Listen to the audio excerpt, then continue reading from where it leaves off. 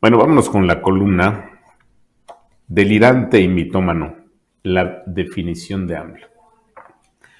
Sí, con los anteriores adjetivos, el diario norteamericano Chicago Tribune definió algunas de las más notorias taras emocionales del presidente mexicano. Es decir, hoy somos testigos de la forma en que otro diario extranjero no solo condena al amenazante mandatario mexicano que pone en peligro la democracia, sino que llega a la misma conclusión a la que desde hace años habían llegado por lo menos la mitad de los compatriotas. Sí, para millones de mexicanos no resulta ninguna novedad la revelación del influyente diario norteamericano, ya que desde 2018 muchos sabíamos que López Obrador no solo es un mitómano consumado, sino un político delirante y tropical. Mitomanía que, por ejemplo, probó la empresa Spin a lo largo de 50 meses en los que documentó que Obrador ha formulado alrededor de 100,000 afirmaciones falsas, mentirosas o imposibles de cumplir. Mientras Mentiras del Mexicano, que de igual forma probó el más reciente reporte de Artículo 19 titulado Desinformación oficial y comunicación social, a través de un muestreo de afirmaciones expresadas por el presidente en sus mañaneras. Dichos que confirman como falsas, incompletas e imposibles de probar casi el 60% de las expresiones del presidente. Además, claro, sin contar con las más de 100 promesas de campaña incumplidas por López Obrador en sus 4 años de gestión y que, por ejemplo, aquí he documentado repetidamente desde 2019. Pero tampoco es nuevo que la prensa extranjera haya confirmado el trastorno emocional que afecta al mandatario mexicano para identificar la realidad, una realidad de fracasos que aplasta al fallido gobierno de López. Pero vamos a las preguntas. ¿Cuál fue el detonante de la definición contundente del influyente Chicago Tribune al calificar a López Obrador como delirante y mentiroso? Resulta que a pesar de las evidencias aplastantes de que México es el principal productor y exportador de fentanilo a Estados Unidos, Obrador se aventó la puntada de decir en su mañanera del 9 de marzo que México no produce fentanilo. No tenemos consumo siquiera de fentanilo. Está claro que López olvida que en su gobierno, tanto la Sedena como la Marina Armada han reportado decomisos históricos de fentanilo y la destrucción de laboratorios clandestinos en el norte y noroeste del país. Por ejemplo, el 14 de febrero del 2023, el ejército mexicano encontró y aseguró un centro de manufactura de pastillas de fentanilo en un terreno de Pueblos Unidos, Culiacán, que también albergaba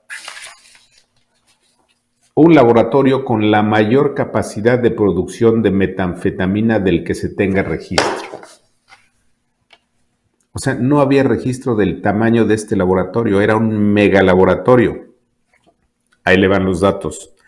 En el lugar, las fuerzas castrenses aseguraron 630,000 pastillas de fentanilo, más de 500,000 de pastillas de fentanilo, con un peso aproximado de 69 toneladas, así como 129 kilogramos de fentanilo a granel. 3 días después, el 17 de febrero del mismo 2023, el ejército encontró y desmanteló otro centro de manufactura de pastillas de fentanilo en la colonia Ampliación Antonio Toledo Corro, de Culiacán, Sinaloa.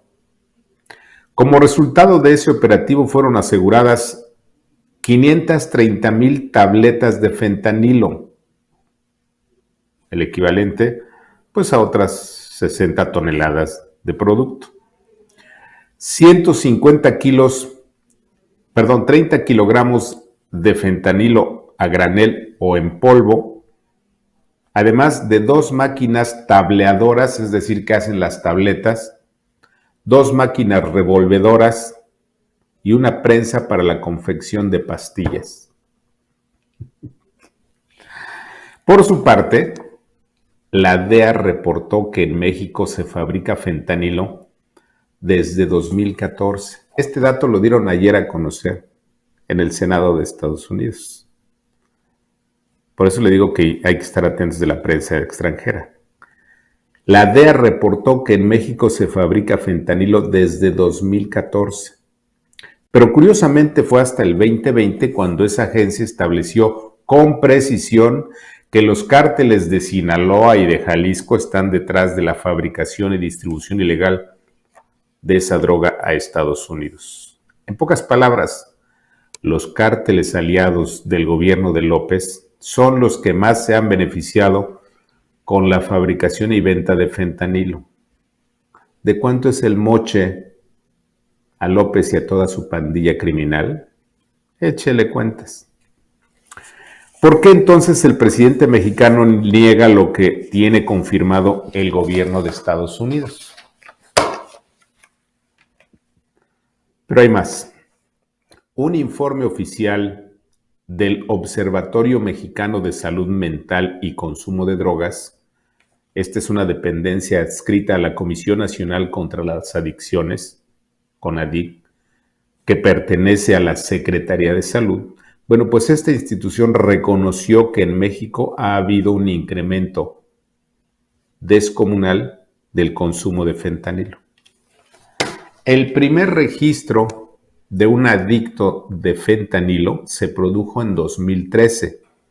Acuérdese que le dije hace un momento que la DEA descubrió a partir de 2014 que en México se producía fentanilo. Bueno, el primer registro que hizo el gobierno de México fue en 2013, detectó 5 casos de adicción de fentanilo en todo el país. En 2018, cuando llegó López al poder, la cifra llegó a 10 casos en todo el país, poquitos.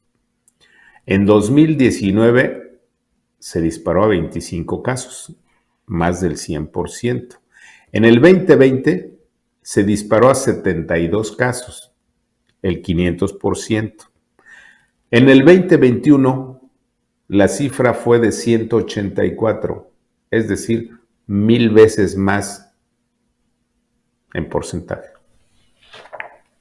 Es decir, de nueva cuenta se confirma que a partir de que López Obrador llegó al gobierno federal, no solo se disparó en México el consumo de fentanilo, sino que el tráfico a Estados Unidos mostró un incremento exponencial, al extremo de que la DEA reportó que entre el 2020 y el 2022, el consumo de fentanilo costó la vida a 100,000 norteamericanos al año. Sí, los cárteles de Sinaloa y Jalisco son los que más producen y trafican fentanilo a Estados Unidos, mafias aliadas al gobierno mexicano. ¿Hasta cuándo? Al tiempo. ¿Qué hubo? ¿O que no? No dice López que no. Aquí están las pruebas. Todo esto que le leí hace un momento está soportado en documentos. Ayer me pasé por lo menos 5 horas sacando la información, confirmando que sea cierta, etcétera, etcétera.